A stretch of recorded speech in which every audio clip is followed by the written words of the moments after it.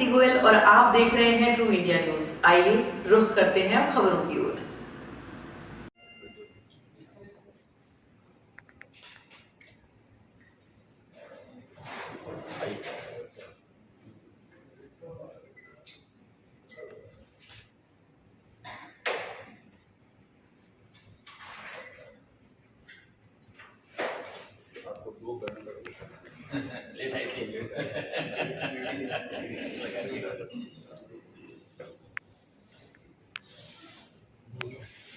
Delay की समस्या है, उन विषयों पर विस्तृत चर्चा और प्रैक्टिकली विभाग द्वारा उसमें किस तरह से हमको सहयोग मिल सकता है, इन विषयों की चर्चा की जाए। उसी के तहत आज का ये कार्यक्रम 10 दिन पहले मैं पीएफ ऑफिस श्रीमान शांतनु जी से मिलने गया और मैं सभी उद्यमियों को और ये बात का विश्वास दिलाना चाहता हूं कि परिजोत जी शेखो असिस्टेंट कमिश्नर भी बीच में है, उनका भी हार्दिक स्वागत एवं अभिनंदन। श्रीमान उद्योग भारती के द्वारा आयोजित विभिन्न कार्यक्रमों में औद्योगिक समस्याओं के समाधान, कर्मचारियों के कौशल निगम, इनका भी एक महत्वपूर्ण रोल उद्योगों में है। और जैसे जैसे हमारे देश के वर्तमान प्रधानमंत्री जी डिजिटलाइजेशन की तरफ बढ़ रहे हैं, काम करता है।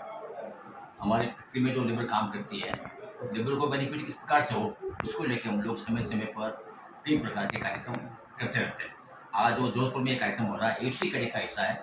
आज यहाँ प्रोविडेंट फंड यानी ESIC एम्प्लॉयर स्टेट इंश्योरेंस का कैंप रखा गया है। जितनी भी इस फैक्ट्री में 10 से अधिक लेबर होती है, उससे ESI लागू होती है, और जिसमें 20 से अधिक लेबर होती है, उसमें प्रोविडेंट फंड यानी भविष्य निधि वो इसको बोलता है, वो लागू होता है। निश्चित रूप से बहुत ही अच्छा कैंप है अवेयरनेस के लिए।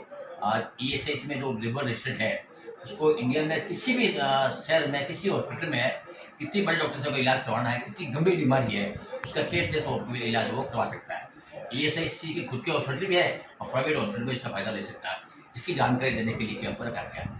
इसी प्रकार से भविष्य निधि जो अधिकारी है, वो भी जो लेबर है, श्रमिक है, उसका 12% कंट्रीब्यूशन सैलरी से उसका खुद का होता है, और जितना कंट्रीब्यूशन उसका है उतना का कंट्रीब्यूशन हम लोग एम्प्लॉयर यानी फैक्ट्री मालिक देते हैं।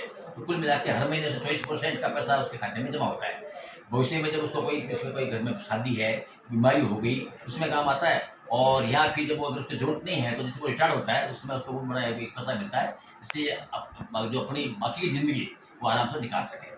इसको लेकर कैंप किया जा रहा है और लघु भारती समय समय पर इस प्रकार के कैंप कहती रहती है। मैं तो आपके चैनल के माध्यम से सभी कंसर्निंग श्रमिकों से फैक्ट्री मालिक हो, मुझे निवेदन करूँगा कि वो इस प्रकार के होने वाले कैंपों में उनका चाहिए, भाग लेना चाहिए, और अगर किसी लेबर की कोई समस्या है तो उसकी निराकरण हाथों उनको करवाना चाहिए। धन्यवाद। और ESI और PF के अंतर्गत आ रही उद्यमियों को समस्या और कर्मचारियों के भुगतान के अंदर जो डिले हो रहा है, और जिस तरह से आजकल डिजिटलाइजेशन का समय है, डिजिटलाइजेशन के कारण या उसकी जानकारी पूरी नहीं होने की वजह से जो उनके पेमेंट भुगतान लेट हो रहे हैं, उन सब की विस्तृत चर्चा करके उनकी जानकारी लेके कर्मचारियों का भुगतान जल्दी हो, उद्यमियों को परेशान नहीं होना पड़े। अनावश्यक रूप से उद्यमियों को नोटिस दे दिए जाते हैं, कोई प्रॉपर रजिस्ट्रेशन नहीं होने की वजह से जो नोटिस दिए जाते हैं, उन सभी के निराकरण के लिए आज अधिकारियों के साथ में उद्यमियों का संवाद रखा गया है।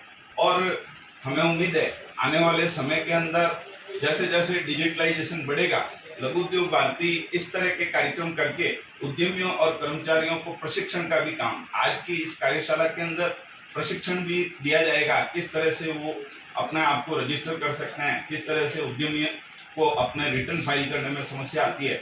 इस तरह के विभिन्न विषयों के ऊपर चर्चा करके और सभी का जानकारी को अपडेट करने के ध्येय से लघु उद्योग भारती ने आज ये अपना पहला कार्यक्रम प्रारंभ किया, और इस तरह का कार्यक्रम जोधपुर प्रांत के हर जिलों के अंदर आयोजित किया जाएगा। और इसके अतिरिक्त जो चिकित्सा सुविधा ESI डिपार्टमेंट के द्वारा दी जाती है, तो ESI के मेडिकल कैंप भी आने वाले समय में हर 15 तारीख को ESI के निश्चित है मेडिकल कैंप किए जाते हैं, और जिसके अंदर कंप्लीट थोरो टेस्टिंग, अलग अलग तरह के डॉक्टर्स और सारी चीजें उपलब्ध करा के और वहां पे कर्मचारी और नियोक्ताओं को जांच कराने की फैसिलिटी उपलब्ध की जाती है। लघु उद्योग भारती के कार्यकर्ताओं के और इकाई के सहयोग से ये क्रम अगले माह से हम प्रारंभ करने वाले हैं। आपका परिचय? महावीर चोपड़ा, लघु उद्योग भारती जोधपुर प्रांत अध्यक्ष।